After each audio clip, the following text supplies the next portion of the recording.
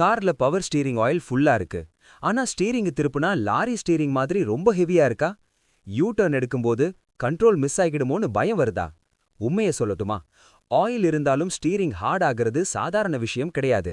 இதை இக்னோர் பண்ணினா ஒரு நாள் சடனா ஸ்டீரிங் லாக் ஆகிற சான்ஸ் கூட இருக்கு. இன்னைக்கு இந்த பிரச்சனைய போஸ்ட்மார்ட்டம் லெவல்ல பிரேக் பண்ணி reason plus solution plus money save tips எல்லாம் கிளியரா பார்க்க போறோம். முதல்ல suspect power steering pump, heart of the system. Oil இருந்தாலும் பம்ப் வீக்கா இருந்தா பிரஷர் கிரியேட் ஆகாது. ஸ்டீரிங் ஃபுல் லாக் பண்ணும்போது நீ குர் சத்தம் வந்தா பம்ப் ஆல்ரெடி டயர்ட். இதை இக்னோர் பண்ணினா பெல்ட் பிளஸ் ரேக் இரண்டும் டேமேஜ் ஆகும். Next check serpentine belt, silent villain. என்ஜின்ல இருந்து பம்ப்க்கு பவர் கொடுக்கிற இந்த பெல்ட் லூஸ் இல்ல கிராக் இல்ல பாலிஷ் ஆகி இருந்தா பம்ப் ஹாஃப் பவர் தான் வேலை செய்யும்.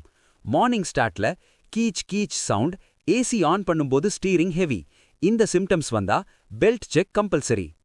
இம்பார்ட்டன்ட் லேட்டஸ்ட் பாயிண்ட் இது. மார்க்கெட்ல ஃபேக் பவர் ஸ்டீரிங் ஆயில் ரொம்ப அதிகம். ஆயில் லெவல் கரெக்டா இருக்கும், ஆனா குவாலிட்டி ஜீரோ. செக் பண்ண வேண்டியது colour black background dark brown, burnt smell, metal dust. இதுல ஏதாவது இருந்தா ஃப்ளஷ் பிளஸ் ஜென்யூன் ஆயில் தான் சொல்யூஷன். டாப் அப் மட்டும் போதாது. உங்க கார்ல எலக்ட்ரிக் பவர் ஸ்டீரிங் இருந்தா இத கவனமா கேளுங்க. ஸ்டீரிங் ஹெவியா இருக்க reason weak battery, low alternator output, EPS sensor fault.